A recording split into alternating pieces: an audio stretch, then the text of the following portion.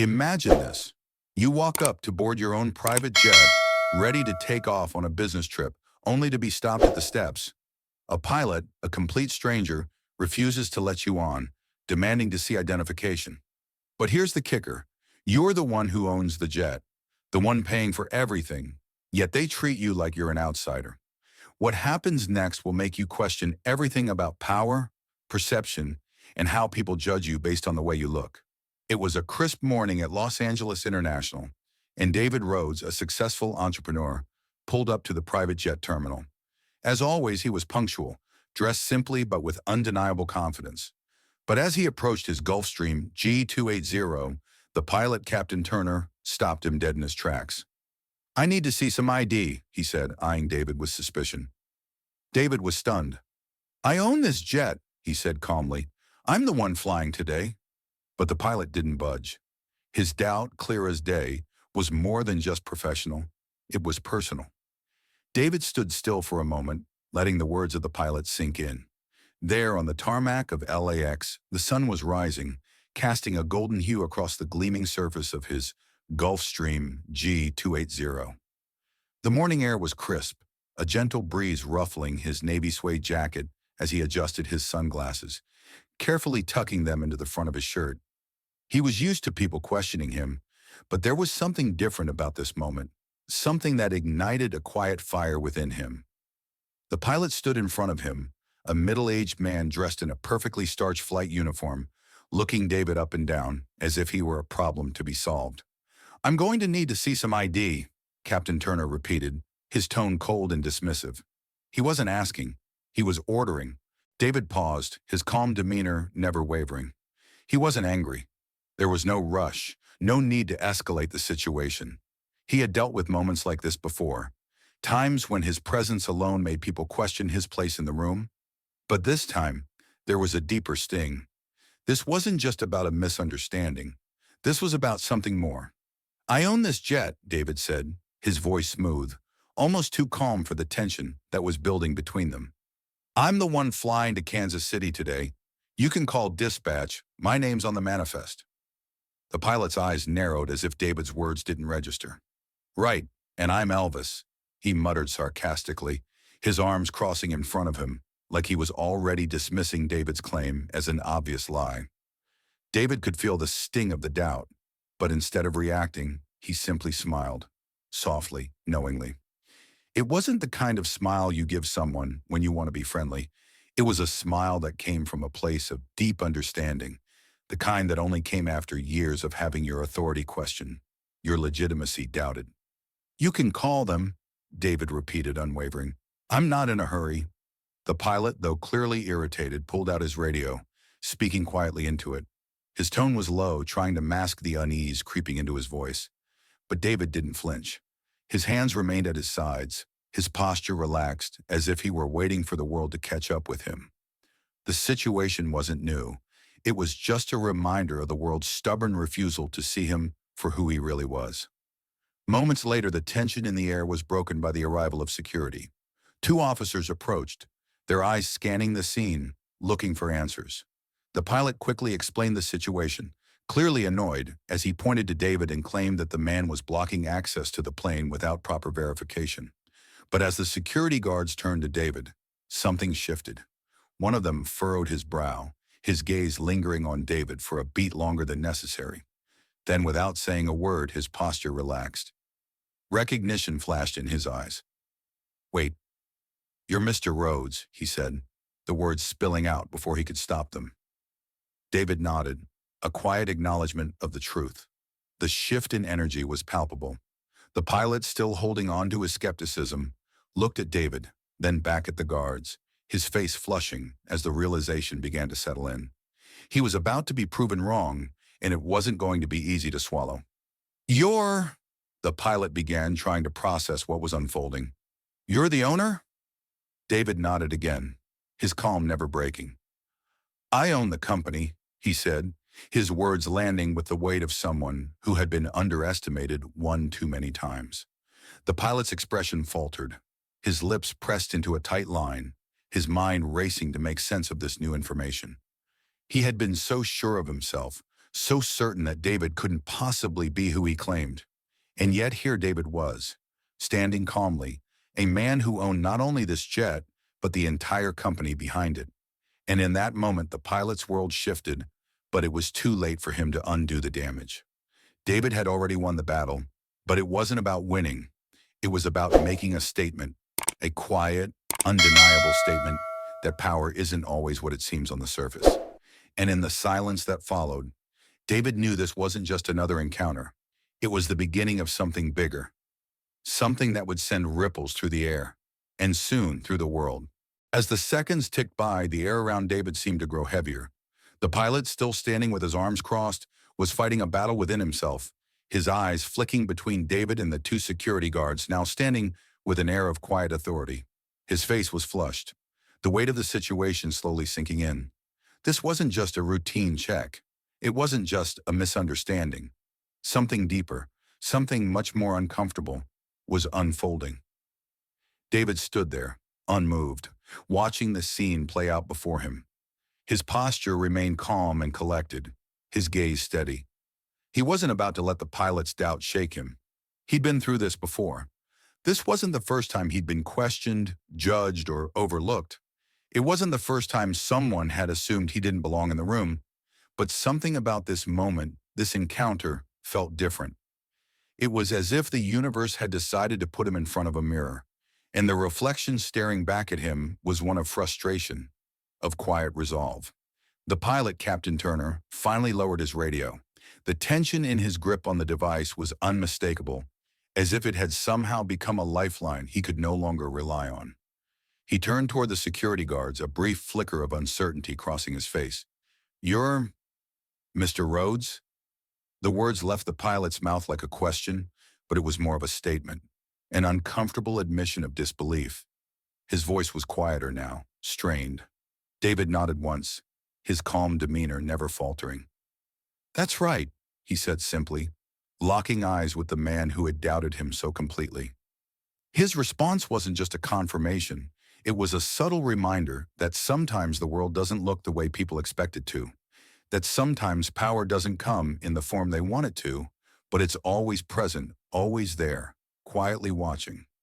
The pilot's face remained fixed in disbelief.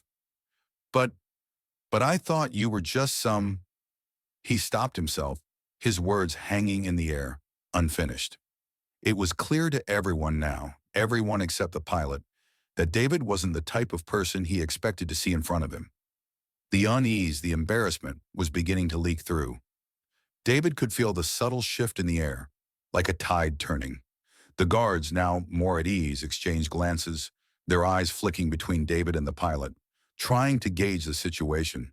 One of them stepped forward slightly, his gaze softer now. "Mr. Rhodes," the guard said, nodding toward the pilot, "I think you should get on the radio again. Make sure everything's clear." David didn't need to say a word. The wheels of the situation were already in motion, and it was clear that Captain Turner had crossed a line, one that could no longer be ignored. But the pilot was still trying to salvage his dignity.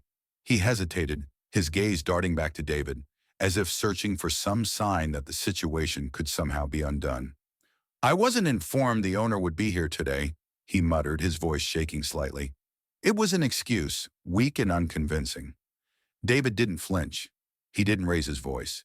He simply looked at the pilot with the kind of quiet strength that spoke volumes. "I didn't think I needed to inform anyone to board my own jet," he replied, his words sharp but controlled. His tone was cool, yet it held a quiet power that made the pilot shrink back. It was then that David understood. This wasn't just about a jet or a routine flight. This was about something much larger, something that had been building for years.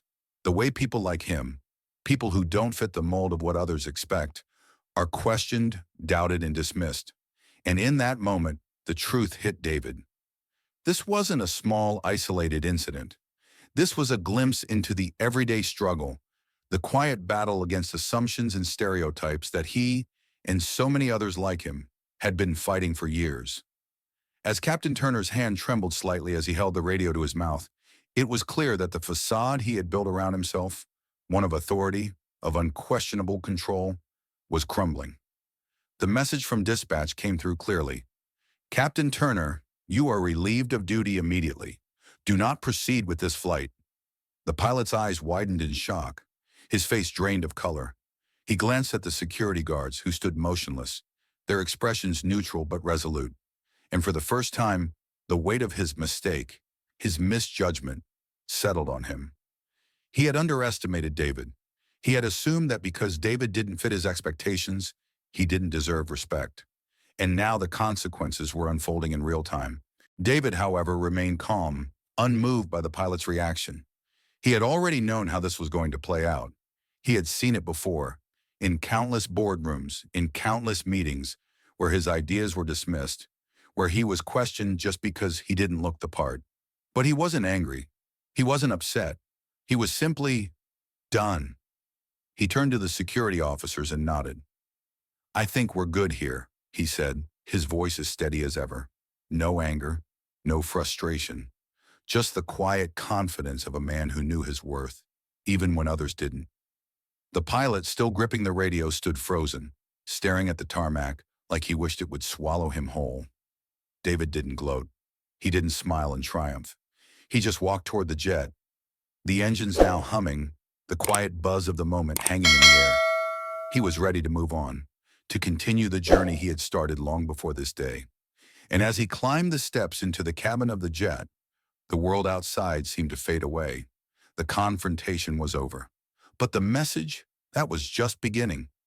As the Gulfstream G280 began its ascent into the sky, David Rhodes settled into his seat, the hum of the engines beneath him a comforting reminder that, for all the drama that had unfolded on the tarmac, this was just another day in the life of a man who had learned to navigate the world on his own terms. But as the plane leveled off, his thoughts drifted back to the reason why this moment, this confrontation, had even happened in the first place. It wasn't just about a single incident. It was about something far more personal, something that had been simmering beneath the surface for years. 2 months earlier, David had been sitting in a private jet, not as the owner, but as a passenger. It had been a routine flight from Phoenix, a quick trip for a contract renegotiation with one of his suppliers. He wasn't expecting anything out of the ordinary, just a quiet flight to relax and reflect on the deal he'd just closed. But the moment he boarded, he felt it, the subtle shift in energy. The pilot barely acknowledged him, his eyes barely meeting David's as he took his seat. The tone of the flight attendants was stiff, polite but distant, as though David were an afterthought rather than a guest. It wasn't aggressive, but it was noticeable. As the flight went on, small things began to pile up. A delay in service, a tone of forced politeness, and an overall air of condescension that seemed to drip from every interaction. It wasn't enough to call out. It wasn't enough to complain about. But it was enough to sting. Enough to make David feel like he didn't belong. When they landed in Boston, it was worse. The pilot spoke to his assistant like she was the client, not him, and it was clear. The unspoken assumption was there. David was just a passenger, an outsider. The pilot was the authority, the one who had the power, the one whose worth wasn't questioned. But David, he was just the guy sitting in the back, ignored by the very people whose job it was to serve him. That night, David stood on his back patio in Oakland, the city lights flickering beneath him, and something shifted inside him. He'd always worked hard to get to where he was. He had built his empire from the ground up, made the tough decisions, taken the risks. But this moment, this feeling of being dismissed, of not being seen for who he truly was different. It was a moment of clarity. He realized that something needed to change. No one should ever be made to feel less than they are, not because of how they look, how they dress, or what they drive. In the quiet of the night, David picked up the phone. He called his lawyer, Maxine, someone who had always been more than just a legal advisor. She was his ally, his confidant. "Find out who owns the charter company," he said quietly, his voice steady but firm. "I want it. I want it within a month." Maxine didn't flinch. She didn't question him. She understood the weight of his words, the subtle shift in his tone that signaled the beginning of something monumental. She had seen him make big moves before, acquiring logistics companies, a fiber optic network, a boutique hotel group. But this was different. This was personal. 6 weeks later, David owned it. Rhodes Aviation. Not just one jet, not just a few planes. 6 jets, an entire fleet, a full team of pilots, maintenance crew, and staff. But it wasn't about the planes. It was never about the planes. It was about taking back control, about making sure that the next time someone looked at him and doubted his worth, he could calmly say, "I own this." He wasn't just another passenger. He wasn't another businessman in a suit. He was the owner, the one who controlled the room, not the one who was made to feel small. David didn't show up to the office. He didn't need to.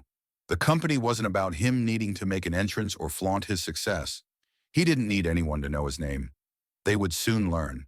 They would soon see that his quiet power spoke louder than any show of wealth ever could. And when people looked at him, when they tried to judge him based on his appearance, they would remember the quiet confidence that radiated from him. The kind of power that didn't need a spotlight because it was already shining from within. David didn't buy the company out of revenge. It wasn't about getting back at anyone. It wasn't about showing off. It was about creating a legacy. It was about taking a stand, quietly but firmly, and ensuring that no one would ever again underestimate him simply because they couldn't see past the surface. As he sat in his jet, the sleek interior reflecting the muted light, David's mind wasn't on the confrontation with Captain Turner anymore. He wasn't worried about the pilot or the security guards. He was thinking about why he had made this choice in the first place. He had taken control of his own story, rewriting the narrative that had been forced upon him for so long. He wasn't just a businessman. He wasn't just a guy with a lot of money. He was David Rhodes, the man who owned the room without ever raising his voice. And in that, he found his power. The security guards had already begun to move. Their posture relaxed, as if they were merely going through the motions. But Captain Turner was frozen, his hands still gripping the radio like a lifeline, though it had stopped serving its purpose long ago. The pilot stood at the foot of the stairs, the distance between him and David widening as the weight of the situation pressed down on him. The truth, the undeniable reality, was finally sinking in. David Rhodes wasn't just some rich businessman with a flashy car or an expensive watch. He was the owner of the very jet that Captain Turner had arrogantly assumed was beyond his reach. David watched him carefully, feeling no need to speak further. He'd said his piece. There was nothing more to say. The world was already doing its job, exposing the pilot's ignorance. The guards didn't need to step in. They were there, not to intervene, but to watch, as if waiting for the pilot to acknowledge the moment for what it was. He had to swallow his pride, but pride was a hard pill to swallow. Captain Turner's face twisted with disbelief. He had been so sure, so confident in his own judgment. The pilot's world, one built on the unspoken rules of hierarchy, had just been shattered. His mind raced as he tried to piece together what had gone wrong. His gut had told him David didn't belong in the cockpit, but reality was crueler than his assumptions. For all his years of experience, for all the hours he had spent in the air, it had all led him to this moment, a mistake that couldn't be undone. "Wait, you own the company?" Captain Turner asked, his voice strained. The disbelief was thick, like a fog that refused to lift. The words hung in the air between them, slowly losing their weight as David's presence took over. David's response was simple, measured. "Yes, I own the company, and this jet." It wasn't an arrogant declaration. It wasn't a boast.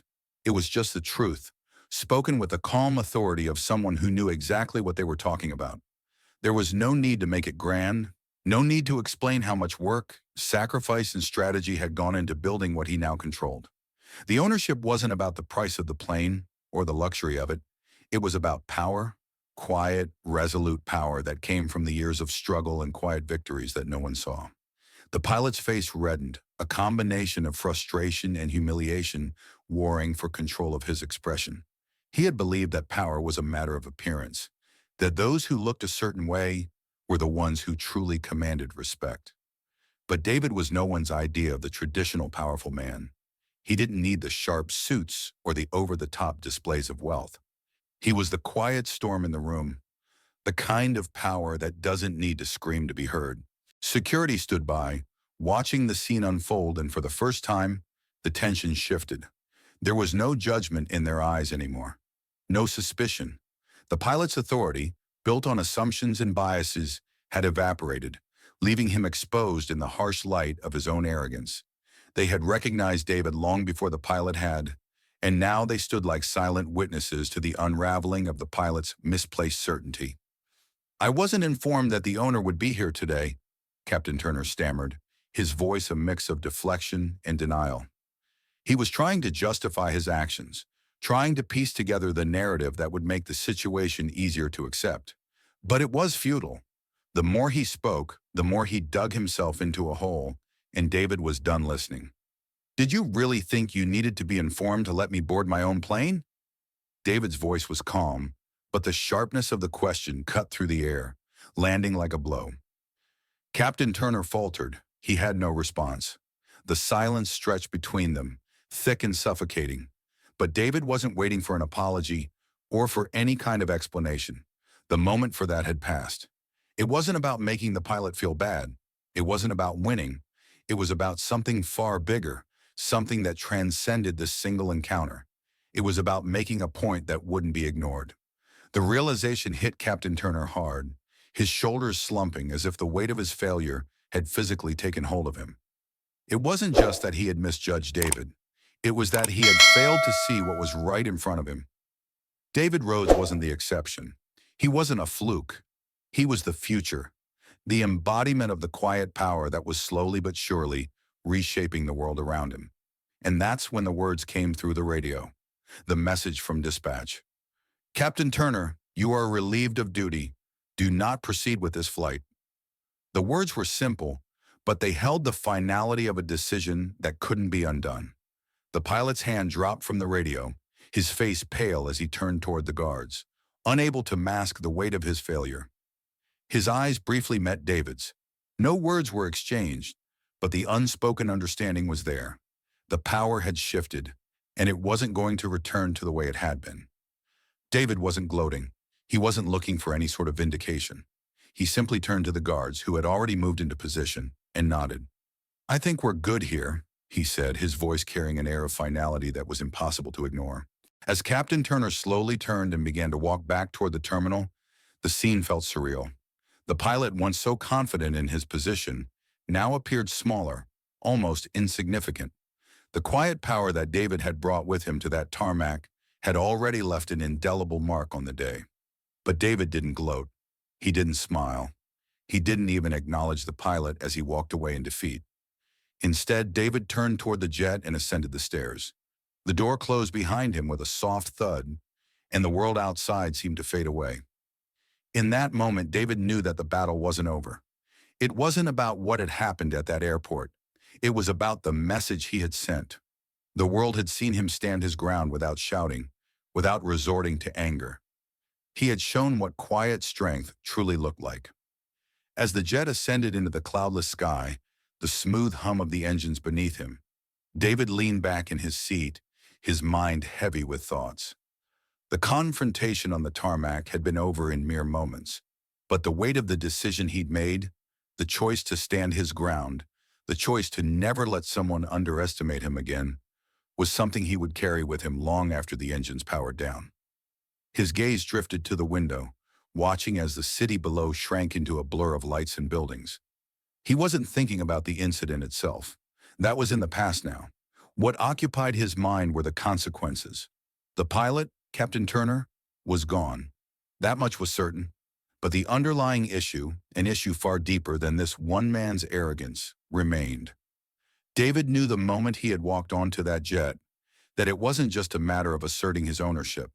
It wasn't about showing up a pilot who had failed to recognize him. It was about sending a message.